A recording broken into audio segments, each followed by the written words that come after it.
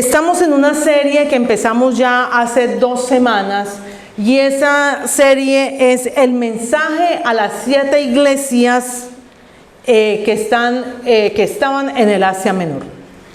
Es un mensaje a las 7 iglesias. Sabemos de que es fue la revelación que nuestro Señor Jesucristo le dio al apóstol Juan cuando estaba en la isla de Patmos.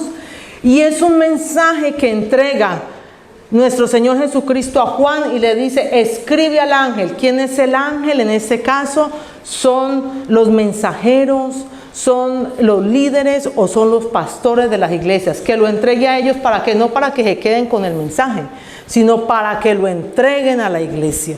Porque dice mensaje a las 7 iglesias. Entonces el mensaje es para la iglesia.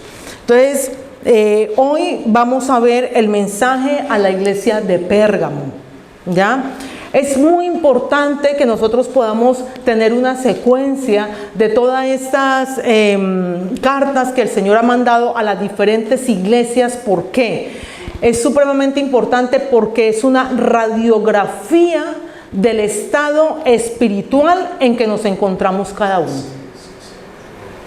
Es supremamente importante. Es una radiografía del estado espiritual en el que cada uno de nosotros nos encontramos. La venida del Señor está cerca. ¿Y cómo quiere encontrarnos el Señor? Quiere encontrar su iglesia, la quiere encontrar limpia, sin mancha y sin arruga. Nos quiere encontrar bien porque ese es el deseo de Él, de estar con nosotros. De estar con nosotros. Entonces, si nosotros no estamos en las condiciones que Él desea, en las que nos encontremos, pues obviamente no vamos a estar con Él. Porque Él lo que quiere es que nosotros seamos salvos y vivir una eternidad con nosotros. Para eso Él se fue a preparar morada. Él se fue a preparar morada para nosotros. Entonces, hoy vamos a leer el mensaje a la iglesia de Pérgamo. Dice Apocalipsis capítulo 2, vamos a leer del versículo 12 al 17. Dice así: y escribe al ángel de la iglesia en Pérgamo, el que tiene la espada aguda de 2 filos, dice esto: yo conozco tus obras y dónde moras, donde está el trono de Satanás. Pero retienes mi nombre y no has negado mi fe, ni aun en los días en que Antipas, mi testigo fiel, fue muerto entre vosotros donde mora Satanás. Pero tengo unas pocas cosas contra ti, que tienes ahí a los que retienen la doctrina de Balaam, que enseñaba a Balac a poner tropiezo ante los hijos de Israel, a comer de las cosas sacrificadas a ídolos y a cometer fornicación. Y también tienes a los que retienen la doctrina de los nicolaitas, la que yo aborrezco. Por tanto, arrepiéntete, pues si no, vendré a ti pronto y pelearé contra ellos con la espada de mi boca. El que tiene oído, oiga lo que el Espíritu dice a las iglesias. Al que venciere, daré a comer del maná escondido, y le daré una piedrecita blanca, y en la piedrecita un escrito un nombre nuevo, el cual ninguno conoce sino el que lo recibe. Padre Santo, yo te doy gracias, Señor, en esta mañana por darnos la oportunidad de venir, Señor, a esta tu casa, Padre, a congregarnos, Señor, como hermanos en la fe, a recibir de ti el mensaje que tienes para nosotros. Sea tu Santo Espíritu rearguyendo en cada uno de nosotros, Padre, para que nuestras vidas sean puestas delante de ti en orden, Señor, en orden, como tú deseas que estemos, Padre Celestial. Y Señor, que la iglesia sea edificada y tu nombre, Padre Celestial, sea exaltado. Que tu nombre, Señor Jesús, sea glorificado. Te damos gloria y honra, Señor. Amén y amén. Amén. Muy bien. Quiero, mientras empezamos, quiero que leamos por favor el versículo 3 del capítulo 1. El versículo 3 del capítulo 1 dice: bienaventurado el que lee y los que oyen las palabras de esta profecía y guardan las cosas en ellas escritas, porque el tiempo está cerca. Entonces, bienaventurados somos los que estamos leyendo, los que estamos escuchando esta palabra y los que la retenemos. ¿Por qué? Porque el tiempo está cerca. El Señor siempre ha anunciado la venida y la venida de Él nadie la sabe, solamente el Padre. Solamente el Padre la sabe. Y puede ser así, en un momento. Ninguno de nosotros nos damos cuenta, por eso nosotros debemos estar preparados. Por eso la importancia de estar en todo momento bien delante del Señor. Amén. Todos cometemos equivocaciones, errores, porque eso nos pasa, pero inmediatamente caer en cuenta del error, inmediatamente corregirlo. Amén. Muy bien, y dice el versículo 18 del capítulo 1, perdón, el 19: escribe las cosas que has visto. Esto se lo está diciendo el Señor Jesús a Juan. Le dice: escribe las cosas que has visto y las que son y las que han de ser después de estas. Así que el Señor le está diciendo a Juan, le está diciendo que este mensaje, o nos está diciendo también a nosotros, que este mensaje se divide en tres partes. Que en las cosas que está viendo, las cosas que son y las cosas que han de ser. Por eso el libro del Apocalipsis se divide en tres partes. Y está diciendo aquí también el versículo 20: el misterio de las 7 estrellas que has visto en mi diestra y los 7 candeleros de oro. Aquí el Señor lo explica muy bien. Las 7 estrellas son los ángeles de las iglesias, que el Señor las tiene sostenida en su mano, en su diestra. Y hablábamos, nos lo explicaba muy bien el pastor cuando hizo el mensaje, la introducción, cuando hizo el mensaje a Éfeso, que los ángeles son aquellos mensajeros, aquellas personas que son líderes de la iglesia, los pastores, porque a ellos el Señor les está entregando la palabra para que puedan entregar el mensaje a la iglesia. Y luego dice: y los 7 candeleros que has visto son las 7 iglesias. Entonces los candeleros son las iglesias. Las iglesias. Y el Señor toma estas 7 iglesias, específicamente Éxodo, Esmirna, Pérgamo, Tiatira, Sardis, Filadelfia y la Odisea. Habían muchas más, pero toma estas como, digamos, como ejemplo. ¿Para qué? Para que nosotros nos veamos reflejadas en ellas y pongamos los correctivos necesarios para que estemos listos para la venida del Señor. Amén. Muy bien, entonces vamos con el mensaje a la iglesia de Pérgamo. Y nos dice el primer versículo, vamos a irlo desglosando uno por uno. Entonces nos dice Apocalipsis 2:12. Dice: escribe al ángel de la iglesia en Pérgamo, el que tiene la espada aguda de 2 filos. El que tiene la espada aguda de 2 filos. Entonces estamos viendo aquí una descripción de lo que Juan vio en esa visión cuando llegó el Señor. Porque dice allí que él vio al Señor, que de su boca salía una espada como de 2 filos. Y esa es la descripción que da el Señor. Siempre nos habla, es a través de la palabra. Y recordemos muy bien lo que nos dice Hebreos 4:12. Porque la palabra del Señor es viva y eficaz, y es más cortante que espada de 2 filos, que penetra hasta partir el alma y el espíritu, las coyunturas, los tuétanos, y es poderosa ¿para qué? Para discernir los pensamientos y las intenciones del corazón.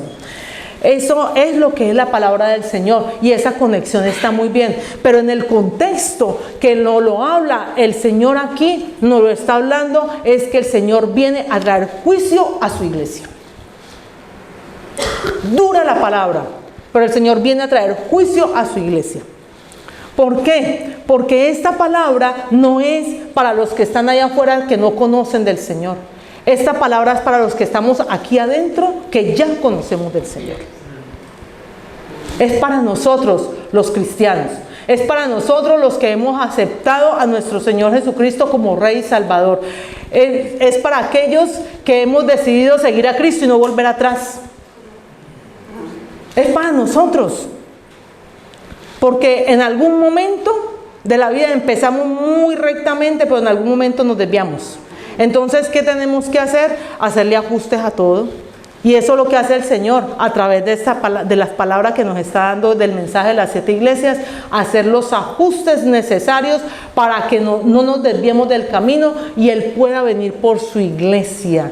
Una iglesia que se viste de lino fino, una iglesia limpia, sin mancha y sin arruga. Amén. Entonces, en ese contexto, el Señor va a usar la palabra pero para su iglesia, para juzgar a su iglesia.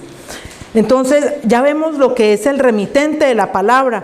Y luego viene el versículo 13. El versículo 13 nos dice: yo conozco tus obras. Eso se lo está diciendo a la iglesia. Yo conozco tus obras y dónde moras, donde está el trono de Satanás. Pero retienes mi nombre y no has negado mi fe, ni aun en los días en que Antipas, mi testigo fiel, fue muerto entre vosotros, donde mora Satanás. Antes de entrar a explicar, dura. Antes de entrar a explicar esta parte, yo quiero darles un pequeño bosquejo de cómo era Pérgamo. Pérgamo era una ciudad, digámoslo así, muy pintoresca, era una ciudad muy culta, demasiado culta, eran muy intelectuales. Y era una ciudad de centro cultural. Y digámoslo así, se vanagloriaban mucho porque tenía una de las bibliotecas más grandes que existía en todo el mundo. Tenía la segunda, una estaba en Egipto y la otra estaba ahí en Pérgamo. Tenían alrededor, en esa época, tenían alrededor de unos 200,000 ejemplares. Se consideraba gente muy culta, una ciudad muy próspera en el sentido que estaba cerca de un puerto. Ustedes saben cómo es la vida en los puertos, bastante agitada, bastante, ¿no?, concurrida. Entonces, en Pérgamo era muy conocida por su centro cultural. Y de ahí de Pérgamo viene algo que ellos desarrollaron que se llama el pergamino. ¿Ya? Todos conocemos que hoy en día todavía lo usan para esos diplomas, ¿no? Entonces, de ahí viene la palabra pergamino, de la ciudad de Pérgamo. Pero ¿por qué le dice el Señor? ¿Por qué le diciendo una ciudad tan próspera y culturalmente bien instituida? ¿Por qué le dice el Señor: yo sé dónde moras, donde está el trono de Satanás? Duro eso, que le diga el Señor así. Porque Pérgamo era el centro de 5 cultos paganos. 5 cultos paganos tenía Pérgamo. Entonces, ¿qué quiere decir esto? Podemos tener el intelecto, el conocimiento, podemos tener todos los conocimientos que tengamos, pero si nosotros no conocemos de la palabra del Señor, no actuamos con la sabiduría que el Señor nos da a través de su palabra, es como que si no conociéramos nada. Porque a uno no lo hace sabio lo que se conoce, a uno lo hace sabio es el actuar en la palabra de Dios. Amén. Es el actuar bajo la palabra del Señor. Esa es la sabiduría. Entonces, en primer lugar, a unos 244 metros de la montaña rocosa estaba situado un altar a Zeus, que era la mayor divinidad. Se adoraba. Tengo que comentarles esto para que tengamos una idea y poder llevar el mensaje. Era una divinidad para ellos.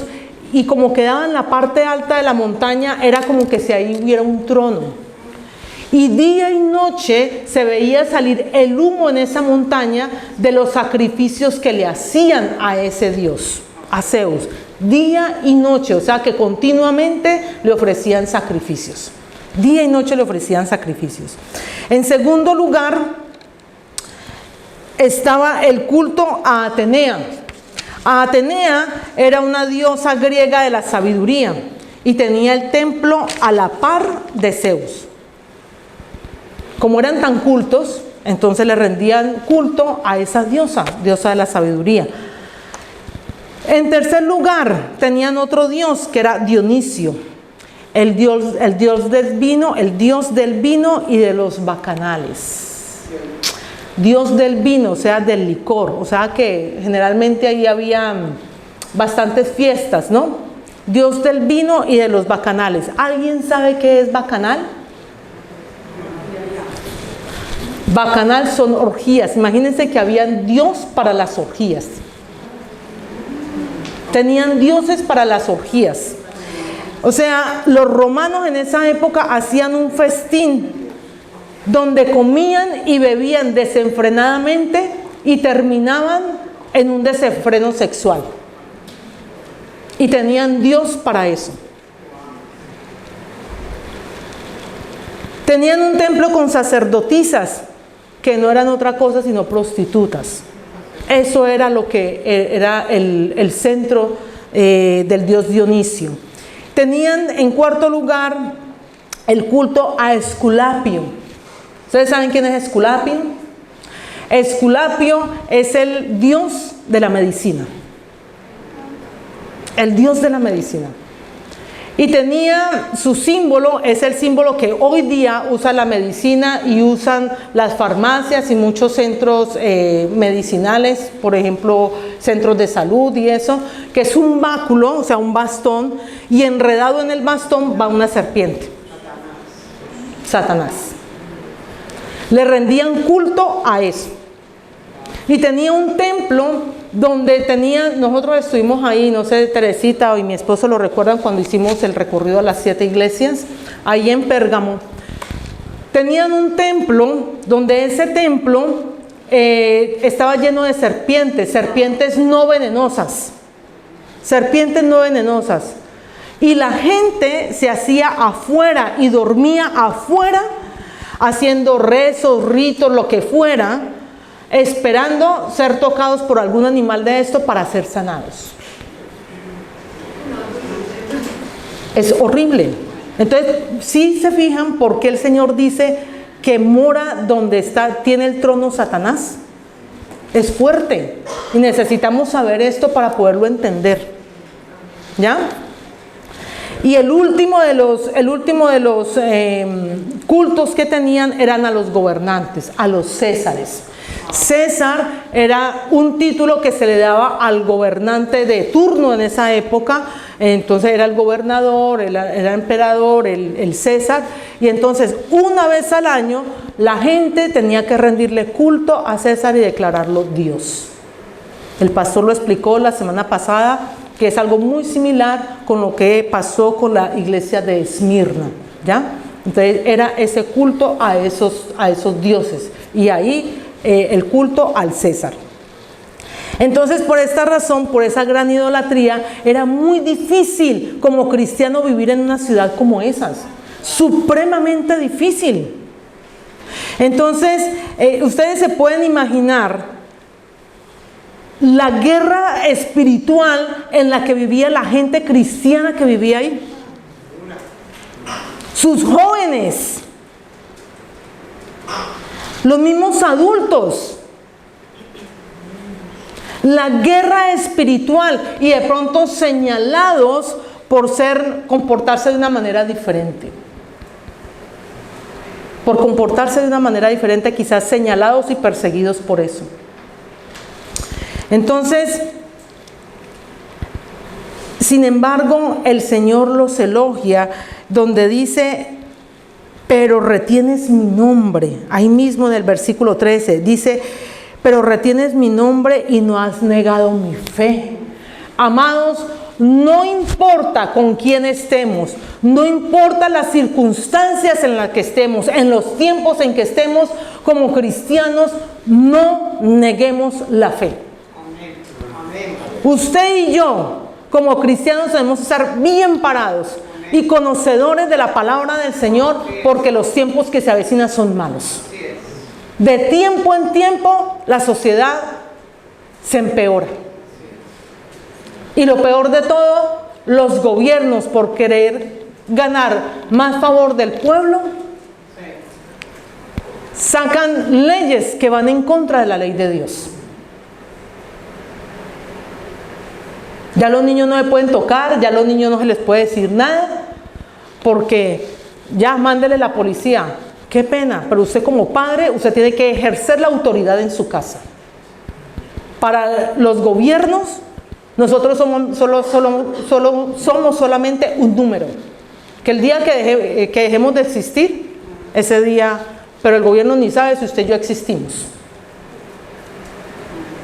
Pero a su papá y a su mamá, y nosotros como padres, sí sabemos qué está pasando con nuestros hijos. Sí lo sabemos. Y son nuestra responsabilidad, no la responsabilidad del gobierno. Son nuestra responsabilidad. Entonces, el Señor los elogia y les dice: has retenido mi nombre y no has negado la fe. En ninguna circunstancia, amados, bajo ninguna circunstancia, bajo la presión que usted pueda estar, no niegue la fe. No la niegue. Porque la corona nos la da el Señor. La corona la recibimos de parte del Señor. Entonces dice también: y no has negado mi nombre ni mi fe, ni aun en los días en que Antipas, mi testigo fiel, fue muerto entre vosotros, donde mora Satanás. Antipas es la única vez que aparece registrado aquí.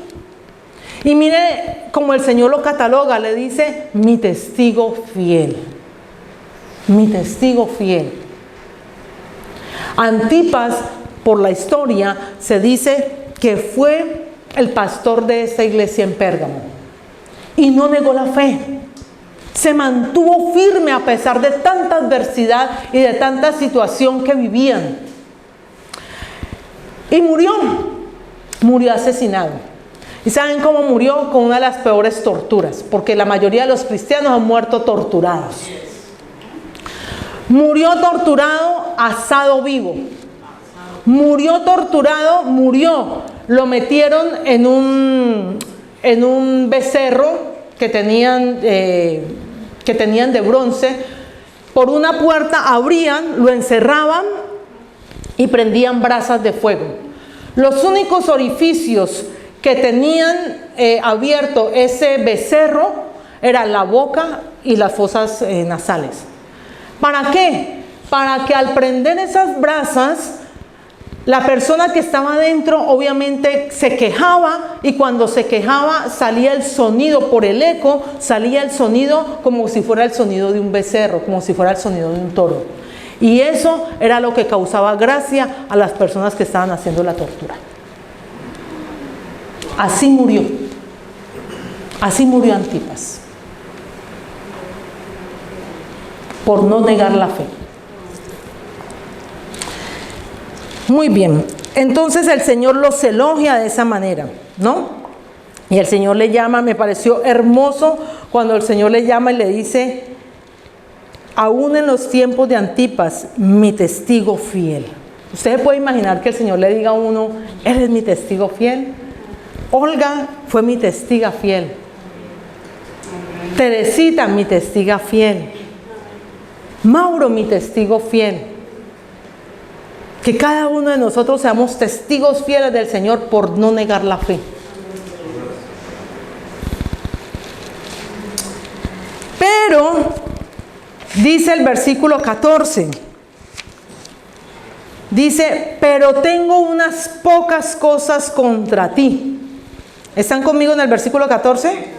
Dice: pero tengo unas pocas cosas contra ti, que tienes ahí a los que retienen la doctrina de Balaam, que enseña a Balac a poner tropiezo ante los hijos de Israel, a comer de las cosas sacrificadas a los ídolos y a cometer fornicación. Eso se lo está reprendiendo el Señor a la iglesia de Pérgamo. ¿Por qué? Porque es muy fácil mezclarse, es muy fácil tener tentaciones. Y para que no nos señalen y no nos digan, ay, ese como es de diferente, entonces yo me mezclo con las cosas del mundo. Y recordemos lo que dice la palabra del Señor, que la amistad con el mundo es enemistad con Dios. La amistad con el mundo es enemistad con el Señor. Entonces necesitamos saber o recordar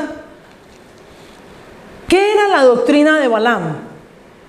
¿Qué era la doctrina de Balaam? Eso nos remonta al Antiguo Testamento. No lo vamos a leer porque son capítulos. Si usted quiere puede tomar nota allí. Usted cuando llegue a su casa puede leer los capítulos. Usted puede leer los capítulos de Números del capítulo 22 al capítulo 24. Y tiene un buen material para que pueda leer, pero yo se los voy a resumir aquí. El pueblo de Israel, cuando hace su travesía por el desierto, va hacia la tierra prometida, y mientras va recorriendo, ellos van teniendo batallas, y el Señor obviamente va delante de ellos, y ellos van venciendo cada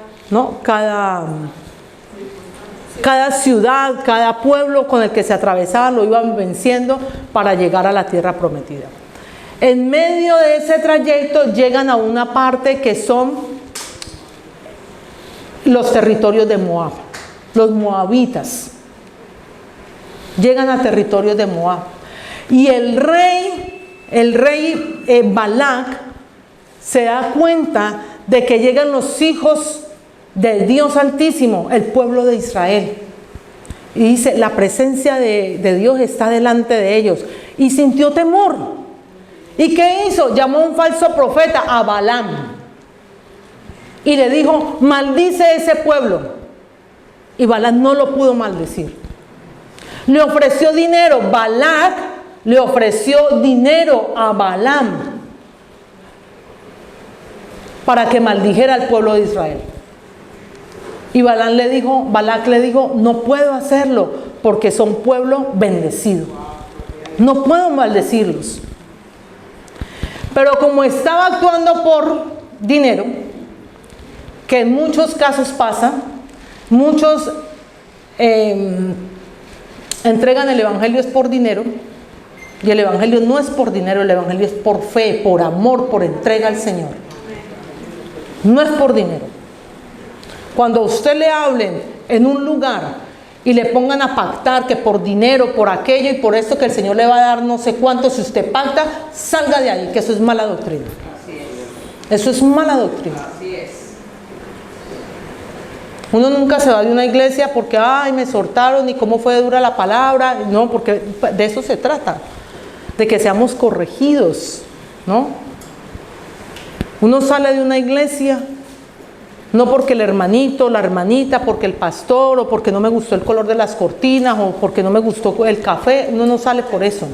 Uno sale de una iglesia por mala doctrina. Por mala doctrina. Porque no podemos estar donde nos está enseñando mal. ¿Ya?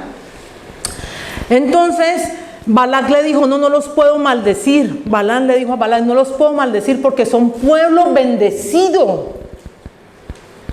Pero, como él estaba viendo que su lucro se le estaba yendo, entonces le dijo a Balac, pero yo conozco una manera cómo los podemos hacer caer. Una manera cómo pueden ser desagradables delante de Dios, y el mismo Dios va a tomar justicia sobre ellos. Y entonces Balac prestó oídos y le dijo, ¿cómo lo podemos hacer? Y le dijo, trae de las chicas moabitas que están allí, tráelas, preséntaselas a ellos. ¿Para qué? Para que forniquen. Por eso el Señor le está diciendo aquí, que retienes tengo contra ti, que tienes ahí a los que retienen la doctrina de Balaam, que enseña a Balac ¿a qué? A poner tropiezo. Y eso es lo que dice el Señor,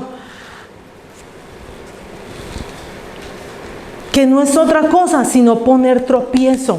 Aquellos que enseñan a otros a fornicar, aquellos que apoyan a otros a cometer inmoralidad sexual, Aquellos que apoyan a otros a seguir en pecados, en sus deleites. Eso es poner tropiezo.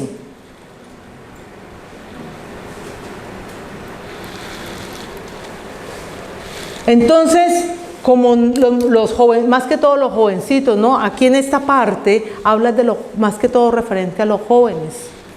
¿Por qué? Porque son los más sensibles, son los que estoy siendo rechazado porque no me comporto igual que.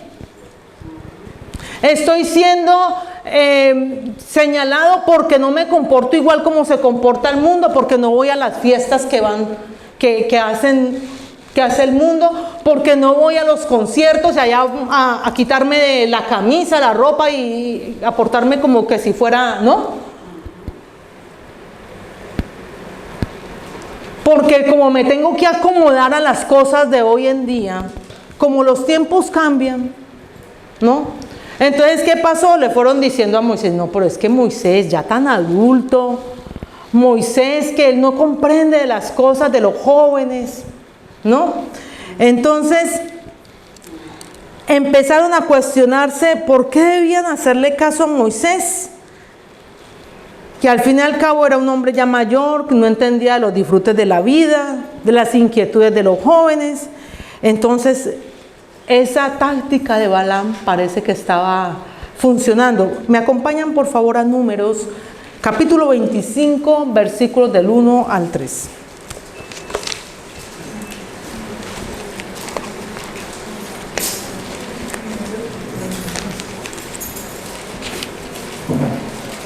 Números, capítulo 25, versículos del 1 al 3. Si alguien por favor lo tiene, lo lee, por favor. ¿Jesús lo tiene? Gracias, por favor. Del 1 al 3. Del 1 al 3. Moraba Israel en Sitín y el pueblo empezó a fornicar con las hijas de Moab, las cuales invitaban al pueblo a los sacrificios de sus dioses, y el pueblo comió y se inclinó a sus dioses. Así acudió el pueblo a Baal Peor, y el furor de Jehová se encendió contra Israel. Amén. Y el furor, gracias mi hermano, y el furor de Jehová se encendió contra Israel. ¿Por qué? Cuando ellos salieron de la tierra prometida, recuerde que una de las advertencias que el Señor le hizo al pueblo fue que no se mezclaran con los moabitas, que no se mezclaran con los cananeos, que no se mezclaran con otros pueblos, que no se mezclaran. ¿Por qué? Porque cuando uno es escogido del Señor y nosotros como hijos de Dios, nosotros somos apartados del Señor. Por eso nos llamamos santos, porque somos apartados para el Señor, para actuar de acuerdo a los estatutos que están en la palabra del Señor. Y entonces dice que la ira del Señor se levantó. Entonces nos empieza a ir mal y le empezamos a echar la culpa a Dios. Nos empieza a ir mal en todo. Y, pero es que Dios, qué pena, Dios ya dio una orden, Dios ya dio un lineamiento por el que tenemos que seguir. Cuando Dios habla, el pueblo calla. Cuando Dios habla, el pueblo calla. Y Dios no nos ha dado lo que ha instituido aquí en su palabra para que nos vaya mal. Por el contrario, es para que nos vaya bien. Es para que nos vaya bien. Para que la ira de Jehová no se encienda en contra de nosotros. A usted lo pueden echar del trabajo, a usted le pueden decir cualquier cantidad de cosas. Lo que le diga y le haga el hombre, eso es lo de menos. Nosotros no debemos de temer lo que haga en contra de nosotros el hombre. De lo que debemos de temer es de ser obedientes al Señor. Y resulta que el pueblo perdió el temor al Señor. Perdió el temor a Jehová. ¿Qué de malo tiene? Pues voy allí y me socializo con ellas. Voy ahí y ya, ¿qué hicieron? Negaron. ¿Por qué? Porque si se van a idolatrar, si se van a ofrecerle culto a otros dioses y a mezclarse con esas otras costumbres que no son las del Señor, pues ¿qué estamos haciendo? No me importa lo que usted diga, yo hago lo que yo quiero. Se pierde el temor a Dios. No hay respeto por las cosas de Dios. Y eso es lo que pasa hoy en día. A la gente le importa 5 centavos, bueno, 5 peniques, no le importa nada lo que dice la palabra del Señor. Yo soy cristiano, yo me congrego en una iglesia cristiana, pero yo mi vida la vivo a mi manera. Como yo quiero, bajo mis conductas, bajo mi ley, como yo quiero, es mi disfrute, es mi vida, yo hago con mi vida lo que quiero. Qué pena me da decírselo, pero su vida no es su vida, ni mi vida es mi vida es del Señor. Y la vida de los que estamos aquí es del Señor, y el que gobierna nuestras vidas es el Señor. Él es el que gobierna nuestras vidas y nosotros dependemos de Él y somos de Él y para Él. Entonces, eso era lo que estaba pasando en ese momento. Algo tan similar como lo que se vive hoy en día. ¿Recuerdan la descripción que les di de lo que estaba, de cómo era la ciudad, cierto? Una ciudad muy cultural, muy avanzada aparentemente, muchos festines según lo que vemos aquí. Nada diferente a lo que vivimos hoy en día en ciudades como estas. Ciudades donde el libertinaje está en cada pasillo. Ciudades en las que aparentemente cuando estamos en los países de nosotros, ay no, esos pueblos, esas naciones tan avanzadas, primermundistas, ¿no? Tan desarrollados, y llegamos aquí y es tanto el desarrollo que nos descarriamos. Porque como hay que adaptarse a la cultura de los que están aquí, hay que adaptarse para que no me miren mal, para yo estar en la moda, ¿no? Entonces nos adaptamos a culturas que no son nuestras y empezamos a comportarnos de la manera que no nos debemos de comportar. Y los jóvenes son muy susceptibles a este tipo de tentaciones, porque están en una escuela, están en un colegio, están en una universidad, casi todo el día, la mayor parte de su día están en las escuelas, en los colegios, donde tienen la influencia de gente que no es conocedora de Dios. Así es. ¿Perdón? Sin temor a Dios. Están bajo la influencia de niños, de jóvenes, que los padres ni saben qué es lo que están haciendo.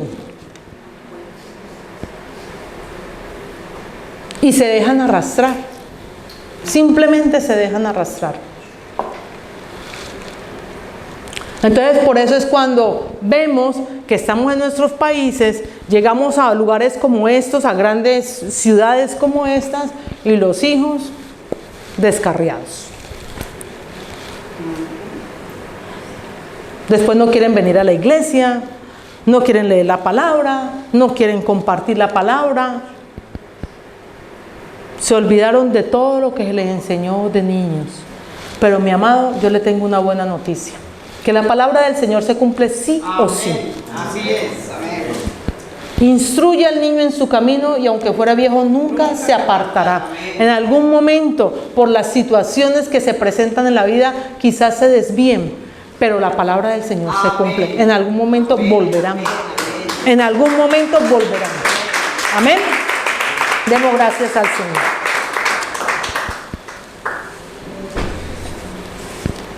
Entonces, seguimos con la parte del versículo 15.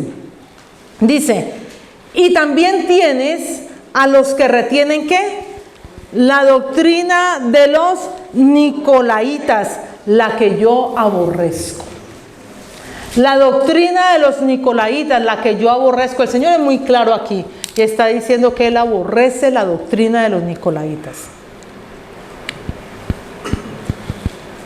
Según los estudios, los nicolaitas vienen de un diácono que se llamaba Nicolás. Un diácono que se llamaba Nicolás. Y muchas veces, cuando a las personas se les da un cargo, se van subiendo, ¿no?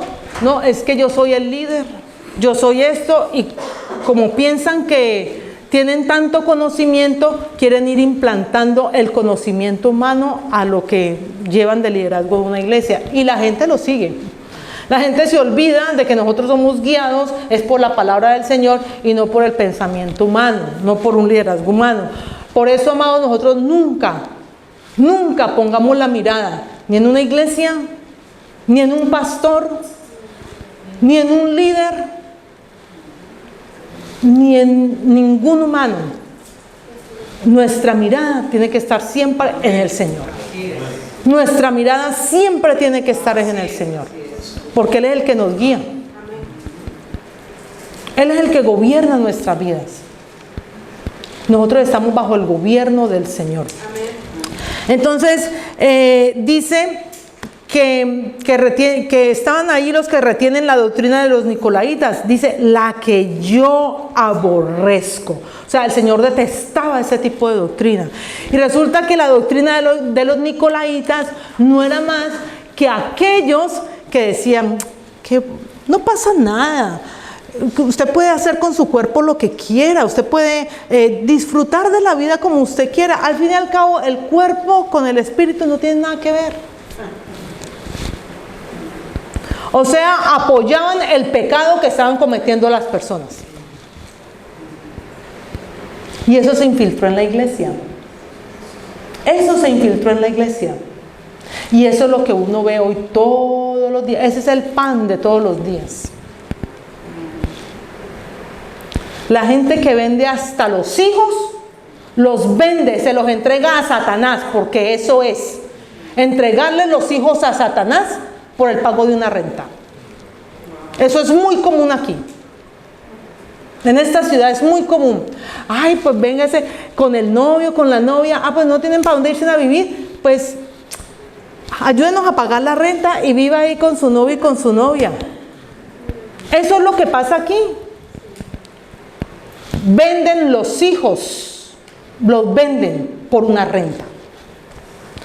Y si usted deja entrar eso a su casa, usted sabe qué es lo que está haciendo.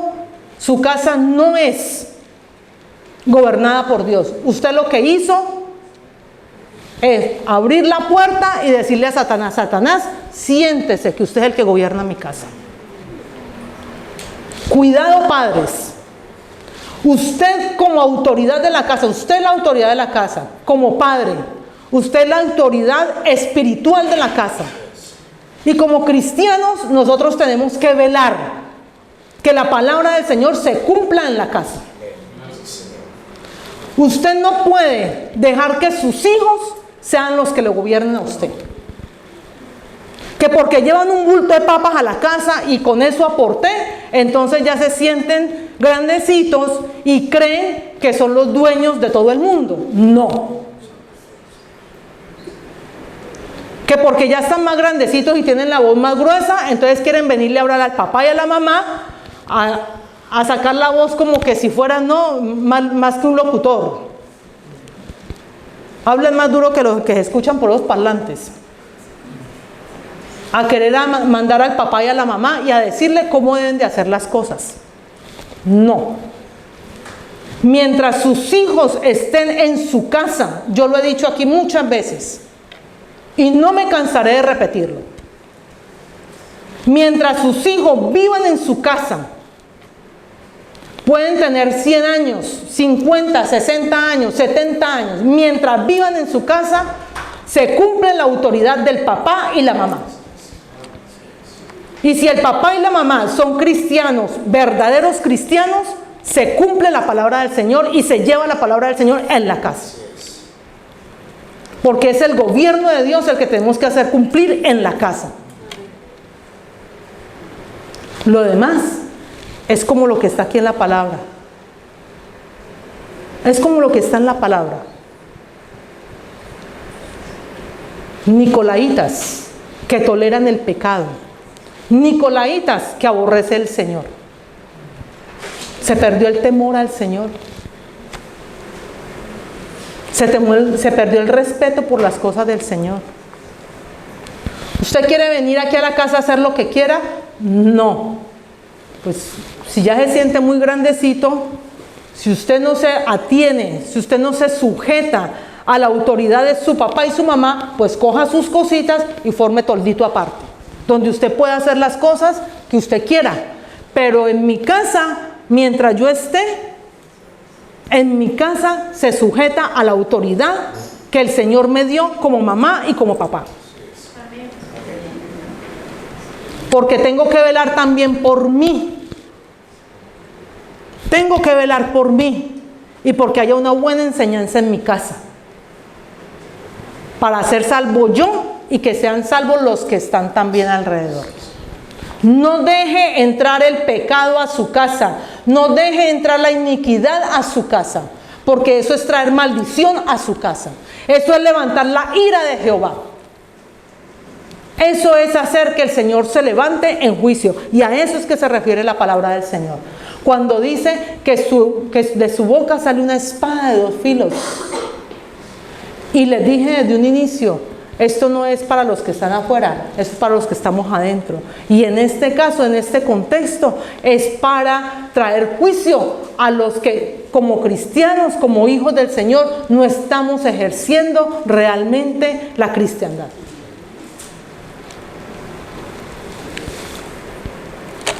Dice, por tanto,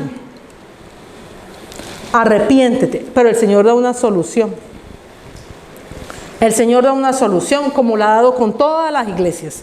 Dice, por tanto, arrepiéntete, pues si no vendré a ti pronto y pelearé contra ellos con la espada de mi boca. Mire lo que está diciendo allí.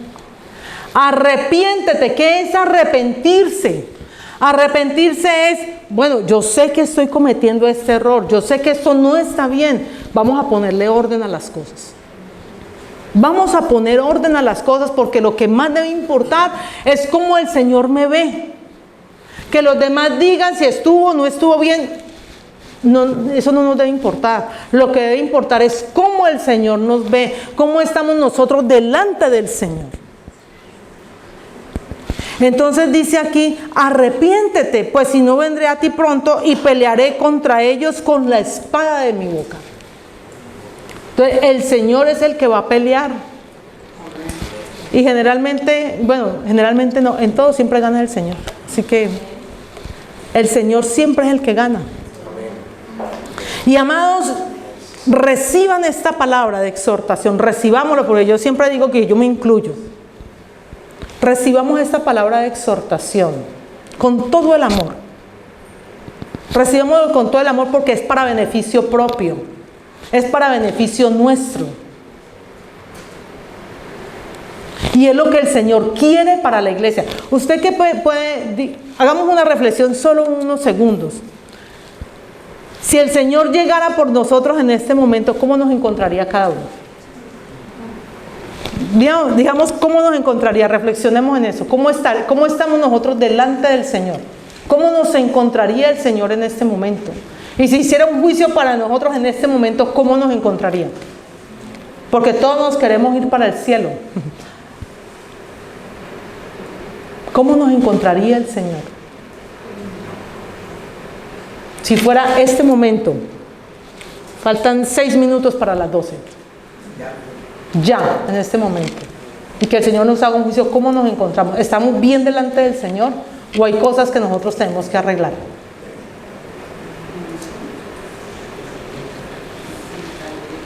No dejemos entrar la iniquidad a nuestra casa. Dice, por tanto arrepiéntete, pues si no vendré a ti pronto y pelearé contra ellos con la espada de mi boca. Esa es digámoslo así, la solución que el Señor da. Y dice, y el que tiene oído, oiga lo que el Espíritu dice ¿a quién? A las iglesias, a los diferentes tipos de iglesias. Recordemos que la iglesia somos cada uno de nosotros. La iglesia no es el lugar, está en una ciudad, hay la iglesia local donde nos congregamos, pero la iglesia somos cada uno de nosotros. Entonces el Señor nos está hablando es a cada uno de nosotros. Por eso el Señor hace un paralelo de cómo estaba el estado de cada iglesia a cómo está el estado espiritual de cada uno de nosotros. El que tiene oído, que oiga lo que el Espíritu dice a las iglesias. Mire, ¿por qué será que el Señor nos puso 2 radares? Son 2, no 1. Nos dio solamente una lengua, para que hablemos poco, pero 2 oídos para que escuchemos, ¿no? Tenemos que ser prontos para escuchar y tardos para hablar. Y nos puso 2 radares, ¿para qué? Para que escuchemos la palabra del Señor, para que tiene oído, oiga. Una cosa es escuchar y otra cosa es oír. Escuchar, no, si yo escuché un ruido, pero no sé qué ruido era. Pero cuando yo oigo, yo sé, yo estoy comprendiendo qué me están hablando. Cuando yo oigo algo, yo detallo qué fue lo que sonó, qué fue lo que se habló y lo interiorizo. Eso es oír. Por eso el Señor siempre dice, el que tiene oídos para oír, oiga. O sea que no todo el mundo, todos tenemos los radares, pero no todo el mundo oye. Muchos escuchan, pero no muchos oyen.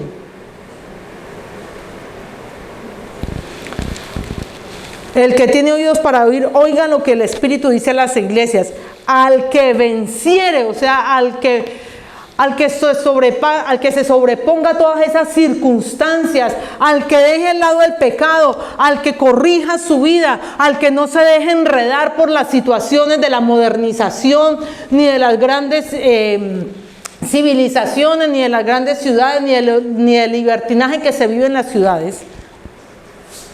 Al que venciere, dice la palabra, daré a comer el maná escondido. Recordemos, aquí haces una similitud. Cuando los hijos de Israel pasaban por el desierto, no tenían que comer y el Señor les mandó maná y los sustentó. Entonces, ¿qué hace el Señor? Nos manda a nuestro Señor y Salvador, que es el pan de vida en el cual nosotros nos deleitamos, que es nuestro Señor Jesucristo. Ese es el maná. Ese es el maná escondido. Y nos habla, cuando habla de un maná escondido, está hablando de una intimidad con el Señor. De una intimidad con el Señor. Dice, y le daré una piedrecita blanca. Y en la piedrecita escrito un nombre nuevo, el cual ninguno conoce sino aquel que lo recibe. Entonces ustedes me preguntarán, me dirán, pastora, ¿y qué es eso de la piedrecita blanca que el Señor nos va a dar? Pues no es otra cosa que una piedrecita blanca que el Señor nos va a dar. Es eso, una piedrecita blanca. En la antigüedad usaban una piedra blanca, no, a eso no se le puede poner mucha cosa porque no tiene mayor explicación. En la antigüedad, las personas que de pronto estaban reos, por ejemplo, estaban prisioneros y se les daba alguna absolución, se les daba una piedra blanca que era como un símbolo de que ya estaban en libertad, ¿ya? O se practicaban los juegos, algo así como Juegos Olímpicos, ¿no? Entonces al ganador le daban una piedrecita blanca. Entonces por eso dice el Señor, al que venciere le daré una piedrecita blanca, y allí escrito un nombre que nadie puede, que solamente lo sabrá la persona. Entonces recordemos que nuestro Señor acostumbra a cambiarnos el nombre. Abraham no se llamaba Abraham, Abraham se llamaba Abram, y le cambió por el nombre Abraham. A Jacob no, ya dejó de llamarse Jacob, dejó de llamarse el engañador, el usurpador, ¿cierto? Porque cuando hablaban de Jacob, hablaban era de eso, ese es el usurpador, el ladrón, ¿no? Pero cuando peleó con el Señor, con aquel ángel en Peniel, él le dijo, ¿cuál es tu nombre? Le dijo, ya no te llamarás más Jacob, te llamarás Israel. ¿Y dónde salen las 12 tribus de Israel? De ahí, de Israel. El que lucha. El que lucha. Entonces, así mismo, quizás hoy a muchos nos conozcan, en la antigüedad, antes de venir al Señor, nos conocieron de una manera, pero luchamos contra eso, por ser persistentes en el Señor, y hoy el Señor nos ve de otra manera. Y cuando el Señor nos corone, Él no va a decir, tú no eras, yo no te puedo colocar ahí en la piedra el fornicador, ni el adúltero, ni el ladrón, sino el que venció. Quizás le pueda poner, eso solamente lo sabe el Señor, y le va a poner allí mi testigo fiel. Mi testigo fiel, mi hijo.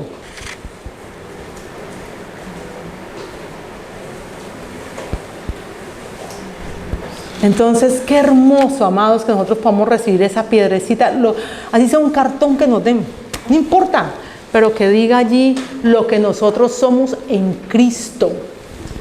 Cómo nos ve el Señor, el nombre por el cual el Señor nos ve, y no con el nombre que el mundo nos quiere poner. Y no con el nombre que el mundo nos quiere poner. Entonces, amados, esto es un mensaje muy directo al corazón de cada uno de nosotros, para que nosotros sepamos cómo estamos delante del Señor. A medida que vamos avanzando en los próximos mensajes a las demás iglesias, nos vamos a ir dando cuenta de otras situaciones que cada uno de nosotros podríamos estar viviendo. Confiamos que no, pero para eso es. La iglesia es el mejor hospital. La iglesia es para que nosotros podamos ser edificados, para que nosotros podamos ser enseñados, para que aquí no vienen. Alguna vez me dijeron, pero fulanito de tal va a la iglesia. Eso fue hace muchos años. Todavía Cristo Esperanza y Gloria no existía. Eso fue hace muchos años.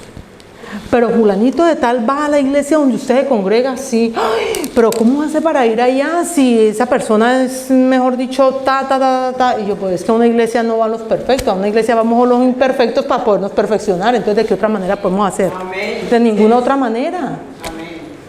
De ninguna otra manera.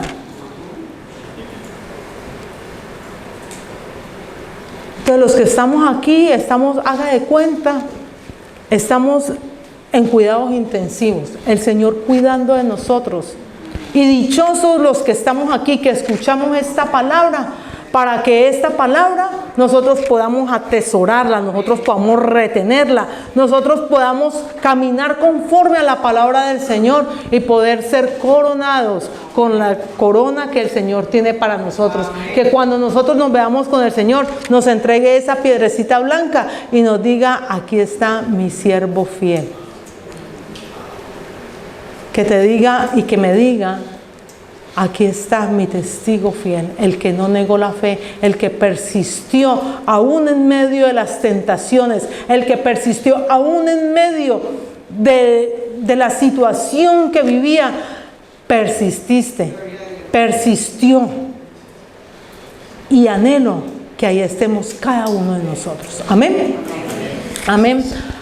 Yo quiero pedirle a los hermanos de la alabanza que por favor pasen. Y mientras tanto, yo quiero hacer dos oraciones. Dos tipos de oración. Quiero orar por los jóvenes y quiero orar por los padres. Eso es algo que el Señor me puso en el corazón desde el día de ayer. Vamos a orar por los jóvenes y vamos a orar por los padres. Los jóvenes para que sean librados,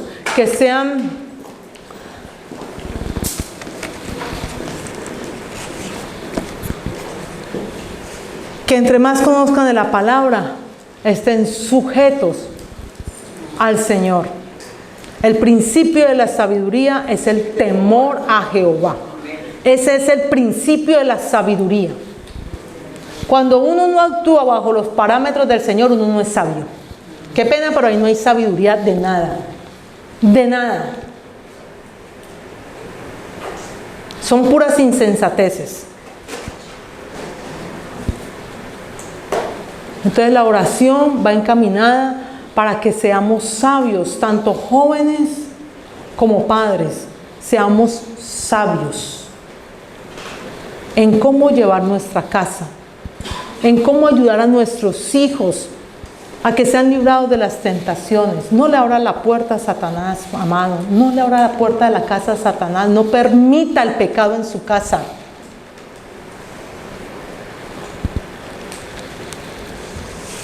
Los padres deben gobernar bien su casa. Los padres deben de gobernar bien su casa. Si usted va, por favor, a 1 de Timoteo 3:4. 1 de Timoteo 3:4.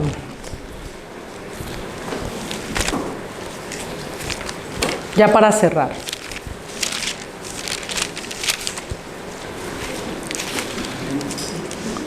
Primera de Timoteo 3:4 dice, el título es Requisito de los obispos. Los obispos muchas veces dicen, es que esos son los que quieren ser pastores, los obispos, sí, porque aquí hay unos requisitos. Pero aquí hay algo que el Señor a todos como padres nos ha puesto en un liderazgo, y es el liderazgo de la casa. Y lo dije en el principio, nosotros como padres tenemos el liderazgo espiritual de la casa.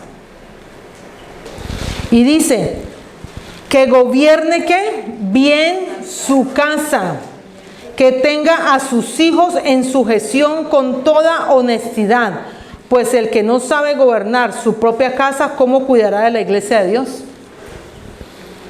Entonces, si no sabemos gobernar bien la casa, no espere que usted dé testimonio para irle a decir a otro, esto usted tiene que hacer así, así. Se le burla al diablo en su cara. Se burla el diablo en nuestra cara.